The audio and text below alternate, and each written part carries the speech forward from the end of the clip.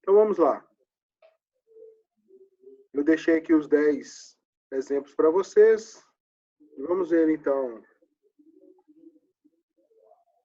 qual é a classificação de cada um. Então, o primeiro, salário, quantitativo, contínuo, né? Escala numérica, fracionada, sequencial. Gênero dos empregados, qualitativa, nominal. Não segue ordenamento ou hierarquia. Opiniões de consumidores, qualitativa, nominal. Agora, essa opinião ela pode ter uma classificação, se for, por exemplo, direcionada. Aí ela passa a ser ordinal. Aí vai depender muito da forma como o dado foi coletado. Número de respostas certas em uma prova de estatística, quantitativa, discreta. Número inteiro, positivo. Temperatura, quantitativo, contínuo. Número sequenciado e fracionado. Número de livros consultados na biblioteca, quantitativo, discreto. Dá para contar, mas números inteiros apenas, né? E positivos. Voltando aqui na 3, aqui, teve uma pergunta aqui no chat. Por que a 3 pode ser ordinal? A 3 ela pode ser ordinal quando a opinião do consumidor ela for direcionada. Por exemplo, pedindo para classificar determinado produto em uma ordem, primeiro, segundo, terceiro. Então, sei lá, determinada marca de chocolate. Numa escala entre as marcas de chocolate, qual é a sua preferência? Primeiro lugar, segundo lugar, terceiro lugar? Então, essa escala de preferência, ela pode tornar essa variável que era qualitativa nominal, passando a ser ordinal. Tá bom? Então, número de livros quantitativo discreto. Localidade de procedência do estudante é uma informação qualitativa e nominal. Da onde ele veio, não tem hierarquia nem ordenamento. Renda familiar, quantitativa, contínua, assim como salário. Nível de escolaridade, qualitativa, ordinária. A escolaridade tem uma hierarquia, tem níveis. Número de disciplinas concluídas, quantitativa e discreta. Então, o número de disciplinas, apesar de muitas vezes ficar pagando matéria, né? Com dependências, mas não tem jeito de ser 4 matérias e meia concluída. Ou é 4 ou é 5. Então, é quantitativa e discreta. Bom, os dados, como eu já mencionei com vocês durante a aula, os dados eles vêm, então, das variáveis, né? São as informações referentes às variáveis. E aí eles podem ser coletados de forma direta ou indireta. A forma direta é uma forma quando o amostrador ou o responsável pela coleta dos dados, ele realiza isso de forma ativa. Ou seja, ele está gerando esses dados de forma contínua, ou seja, ao longo de um tempo, ou de forma periódica, em tempos espaçados, durante, por exemplo, uma determinada estação do ano, um determinado período do mês, do dia, da hora, ou de forma ocasional. Só fui lá e fiz a coleta independente da variável tempo, por exemplo. Então, eu posso coletar isso de forma direta, contínua, periódica ou ocasional. Dependendo do tipo de variável, uma coleta ocasional, por exemplo, não é suficiente. Então, quando a gente fala de sistemas biológicos, amostras ambientais, uma coleta ocasional, ela, na maior parte das vezes, não reflete a população, ou faz com que as inferências e as generalizações fiquem muito restritas, porque os sistemas biológicos e ambientais eles têm uma variabilidade muito grande em função do tempo, né? Então, isso é extremamente interessante. Então, direta, eu tenho uma participação ativa do amostrador.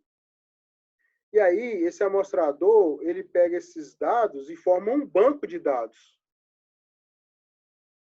E depois um outro amostrador, um outro pesquisador pode vir e utilizar esses dados. E aí a coleta desses dados de um banco de dados é uma coleta que a gente chama de indireta. Tá? Então, os trabalhos científicos, eles fazem muito isso. Muitas vezes eles levantam dados. E aí vem uma pessoa, por exemplo, está se formando numa determinada graduação e faz uma revisão de literatura ou uma revisão bibliográfica. E aí o TCC dela é baseado em coletar diferentes artigos que têm diferentes dados, diferentes informações e aplicar ali uma estatística para gerar novas informações que possam gerar generalizações, inferências num grupo maior. Tá? Então, quando se faz isso, se faz uma coleta de dados indireta, que buscou esses dados de forma passiva, num banco que já tinha esses dados armazenados. Então, o DataSUS, o IBGE, são importantes bancos de dados para fazer essa retirada de dados indireta. Bom, os dados, uma vez, então, coletados, diretamente ou indiretamente, eles devem ser apresentados. E a apresentação desses dados segue métodos estatísticos, para que esses dados possam ser organizados, descritos, e para que eu possa observar a variabilidade dos dados. Então, a forma mais simples de apresentação desses dados é na forma de tabela, que está à esquerda aqui do slide. Então, a apresentação gráfica, visual dos dados, dispostos num ordenamento, onde eu tenho as características ou os tratamentos e os dados tabulados. Mas muitas vezes enxergar esses dados na forma de tabela não é suficiente para observar, por exemplo, a variabilidade desses dados. Se esses dados estão variando muito dentro de um determinado universo amostral. Aí eu preciso, então, de representar esses dados na forma de gráfico.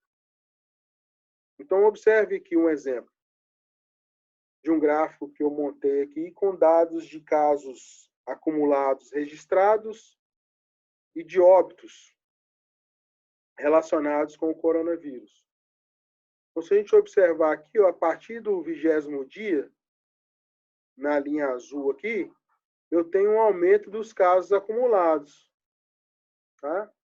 Até chegar aqui no 35º dia, onde eu parei de coletar e segui reto aqui. Quando chega até aqui, no 35º dia, a gente pode observar uma tendência do aumento dos casos. Mas vamos supor que no 30º dia tinha sido coletado um dado aqui que estivesse próximo de 8.000. Opa, esse dado aqui está muito diferente da minha tendência. Ou se eu tivesse coletado um dado aqui de 30 dias, que tivesse aqui bem abaixo de 40, de 20, próximo de 10.000. Opa, esse dado está fora da minha tendência. É o que a gente chama de outline. Esse dado outline significa que ele pode estar possivelmente errado. Pode ter sido feita uma amostragem errada, o que comprometeu a qualidade do dado. Então, uma simples visualização gráfica me permite ver a variabilidade desses dados, né? E a importância desses dados em relação ao restante dos dados levantados.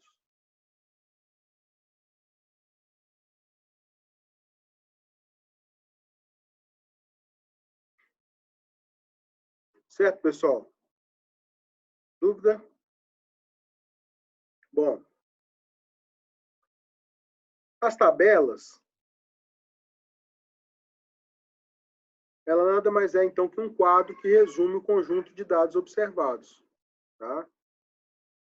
E esse conjunto de dados, esse quadro, melhor dizendo, ele tem, no mínimo, título, corpo, e esse corpo tem um cabeçalho, os dados, e esse quadro tem um rodapé. No título, eu tenho a informação que essa tabela vai trazer, um resumo do que essa tabela vai trazer de informação. Então, aqui eu tenho prevalência dos que experimentaram cigarro, pelo menos uma ou duas tragadas, segundo o sexo. O corpo, no cabeçalho, eu tenho a divisão dos dados, de acordo com o meu interesse de apresentar essas informações. E no rodapé, normalmente, vem a fonte de coleta desse dado. Então, aqui, por exemplo, foi um questionário sobre prevalência de tabagismo, seus determinantes em profissionais da área da saúde da cidade de Manaus. Então, o amostrador, o coletador de dados, ele fez essa coleta de forma direta. Saiu perguntando às pessoas através de um questionário. Então, é importante vir aqui no rodapé especificações em relação à fonte desses dados. E aí o objetivo da tabela é detectar, corrigir erros, inconsistências ocorridos durante o processo de coleta desses dados, durante o processo de amostragem, determinar principais características desses mesmos dados e fazer com que a pessoa possa se familiarizar com a informação. Então, se a gente pega um trabalho de conclusão de curso, uma dissertação de mestrado, uma tese de doutorado, um artigo científico, lá no texto está descrevendo todos os dados, todas as informações. Mas se não tiver uma tabela condensando esses dados, às vezes fica difícil de entender como esses dados foram levantados e as principais características desses dados. Tá? Então, as tabelas têm uma função extremamente importante, mas elas devem ser extremamente organizadas. Tabela que tem muita informação não é uma boa tabela. Então, tem que ser um quadro que seja simples e direto. Os gráficos, como o próprio nome já diz, é a representação gráfica, a representação visual dos dados observados. E aí esses gráficos podem ser na forma de histogramas. Os histogramas normalmente têm uma subdivisão desses dados. Então, por exemplo, um histograma de faixa etária da população brasileira, uma estimativa para 2060. Em 2060, se a gente observar aqui, ó, a maior parte da população vai estar acima de 60 anos, 55, 60 anos. Então, vai ter uma concentração muito grande de idosos na população brasileira. Né? Isso tem uma série de implicações na sociedade, relacionadas à pensão, fundo de garantia, aposentadoria, saúde, né? Fisioterapia. São uma população que vai precisar muito de exercícios, né?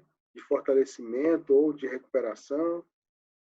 Então, os dados eles são subdivididos em faixas para facilitar o entendimento desses dados. Posso apresentar em forma de colunas ou de barras, né? Tanto na horizontal quanto na vertical. Também é uma forma bastante visual dos dados. Posso apresentar na forma de linhas ou dispersão de pontos.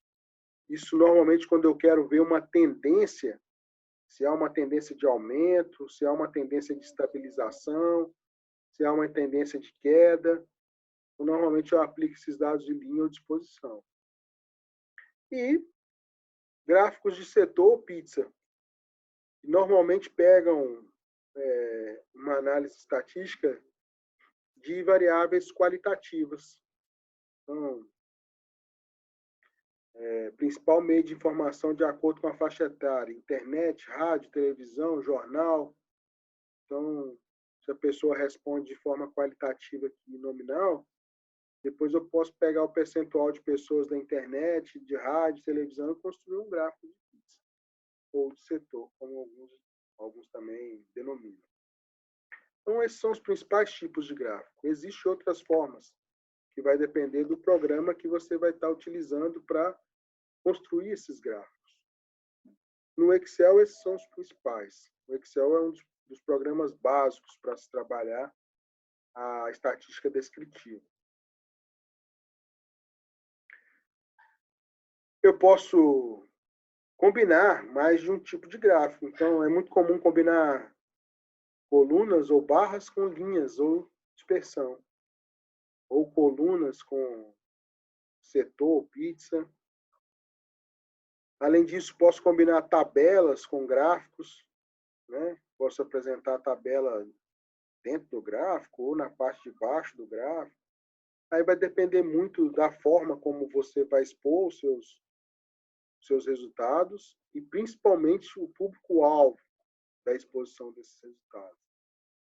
Normalmente, quando se faz gráficos dessa forma, com tabelas dentro do gráfico, a gente tem uma sobrecarga na informação visual aqui do gráfico. Isso atrapalha um pouco a interpretação. Mas também, por outro lado, eu posso acompanhar os números e observar realmente, por exemplo, aqui no caso desses gráficos, os picos, né? Os pontos mais altos ou os picos mais baixos, né? Os vales da curva do gráfico.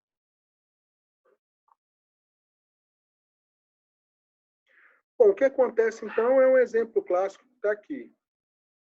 É muito comum trabalhos, pesquisas, que fazem o uso de questionários. Então, um exemplo aqui foi aplicado um questionário, que é esse questionário aqui abaixo, para pacientes que frequentam uma unidade de saúde de um bairro da Grande Vitória.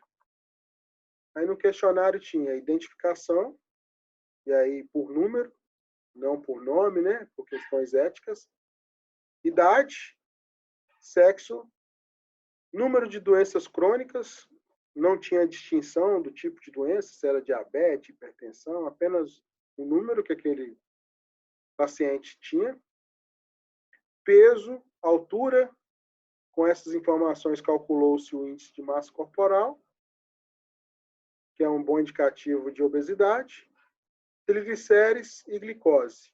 São indicativos de importantes doenças crônicas como hipertensão e diabetes, né? Bom, foi aplicado o questionário, então, para 20 pacientes. E aí montou-se essa tabela aqui, ó.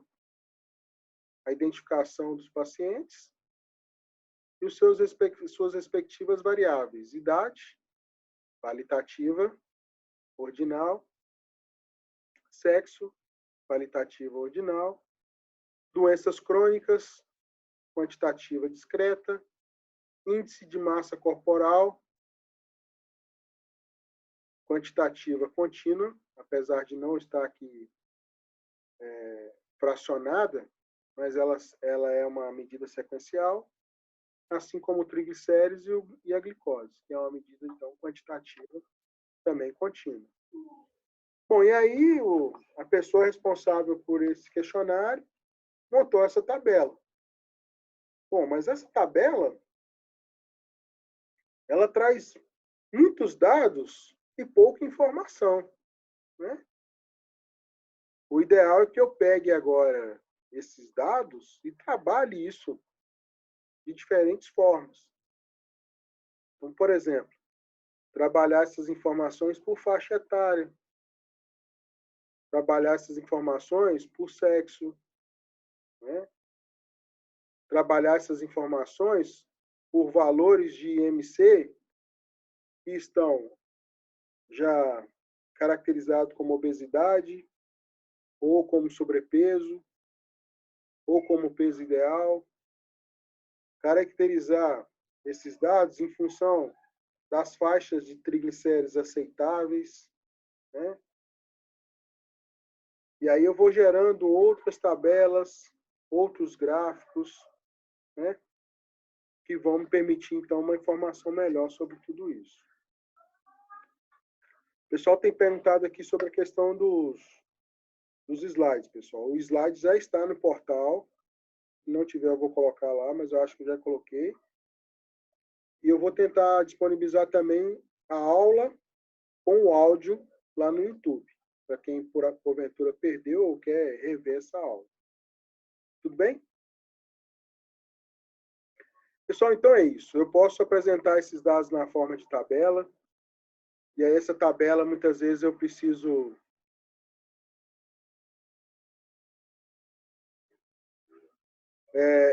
de, às vezes, trabalhar esses valores em outras tabelas, em outros gráficos, para que essa informação ela fique mais apresentável, que gere informações mais eficientes, né? Então, o pessoal já foi lá no portal e já viu que não está lá. Deve ser, então, porque eu coloquei na sexta-feira e só direcionei para a turma da manhã. Então, vou colocar isso lá para vocês, tá bom, pessoal? Os dados de peso e altura foram utilizados para calcular o índice de massa corporal, né? O IMC. Beleza? Bom, para a gente finalizar aqui de forma bem rápida, eu queria mostrar para vocês só esse site aqui, ó, que às vezes alguns de vocês já devem ter acessado, que é o site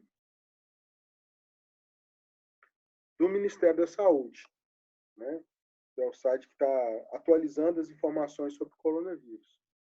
E aí, lá nesse site tem uma série de informações. Então, tem uma tabela aqui bem curtinha, com o número de casos confirmados, o número de óbitos, a taxa de letalidade, que é uma relação entre o número de óbitos e os casos confirmados. E tem diferentes representações desses dados.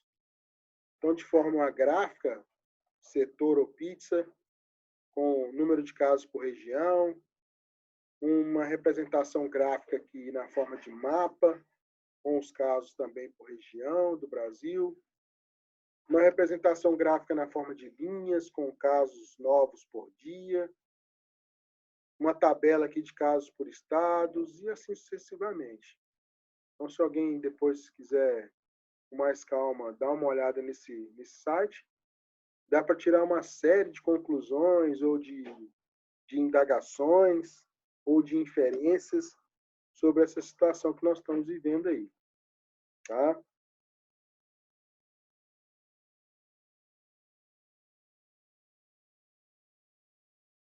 Eu tenho trabalhado esses dados constantemente. Então, montei uma planilha aqui no Excel, por exemplo. Ó. Eu estou colocando aqui os dados diários que estão sendo disponibilizados nesse site que eu acabei de mostrar para vocês.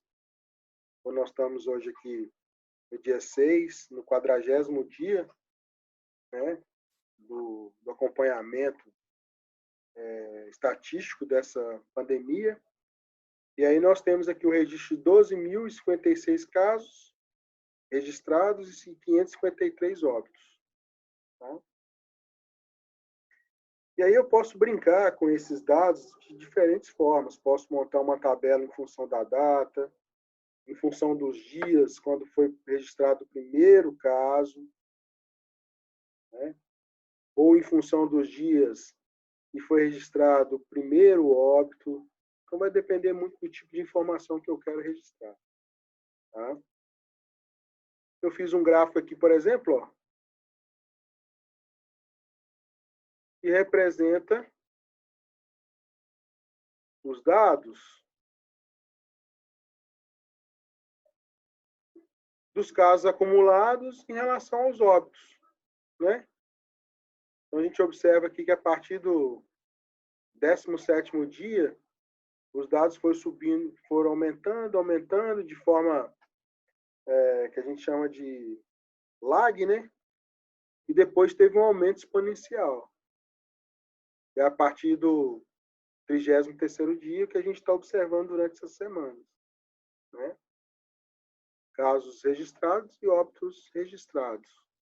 Vejam que os óbitos registrados, ele tem um delay em relação aos casos acumulados. Então, aqui, ó, já chegou na exponencial, aqui ainda não. Porque justamente os períodos aqui de incubação até a manifestação dos sintomas mais graves, né? Em torno aí de diferença de 2 semanas, 14 dias. Então é isso, pessoal. A gente pode trabalhar isso de diferentes formas.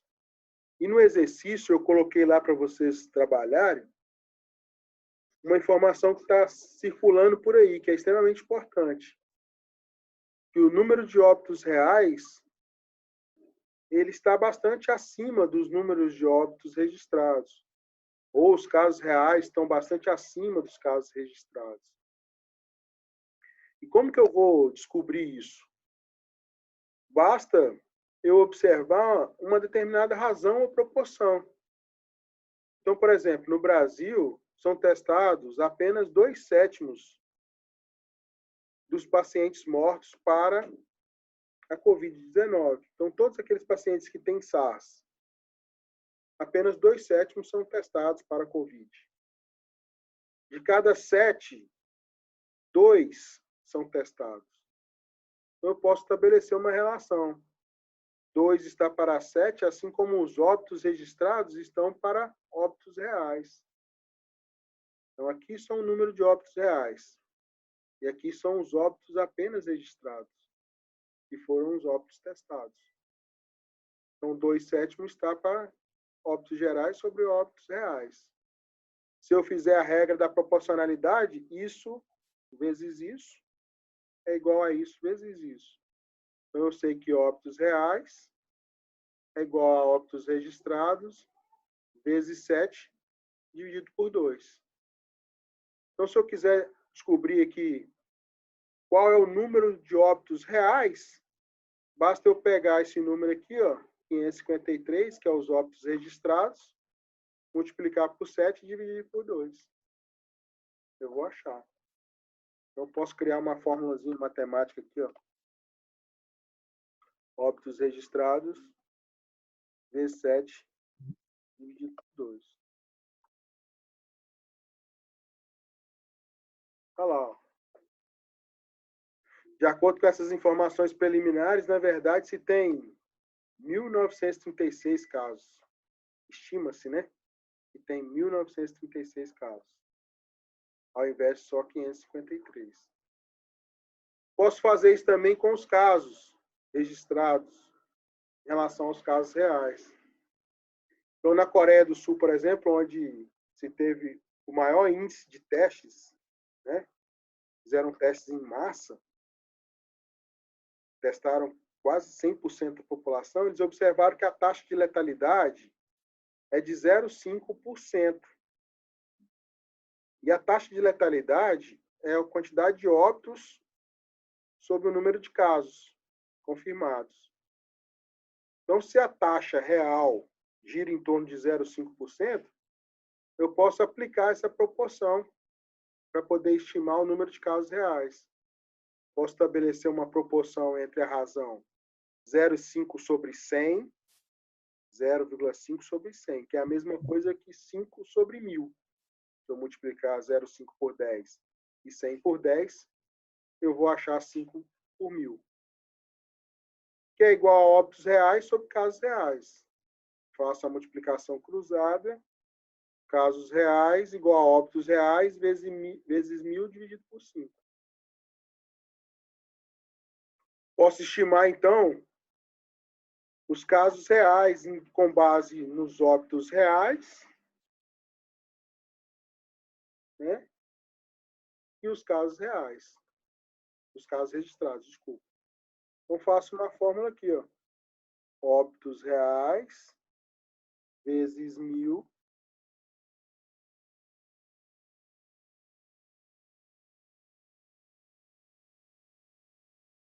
dividido por 5.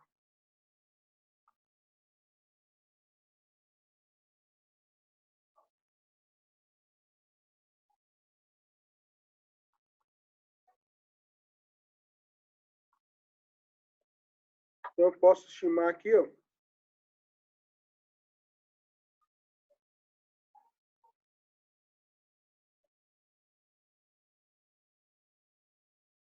na verdade, ao invés de ter 12 mil casos, eu posso ter, na verdade, mais de 110 mil casos, né? Então, eu posso fazer várias inferências sobre os dados levantados, com base em outras informações, outras razões e outras proporções. Tá bom? Pessoal, obrigado, então, por mais essa aula. Vou disponibilizar o material lá. Qualquer dúvida, por favor, me aciona via fórum ou via e-mail. Tá certo? Então, obrigado. Boa noite para vocês. Valeu, professor. Boa noite. Valeu.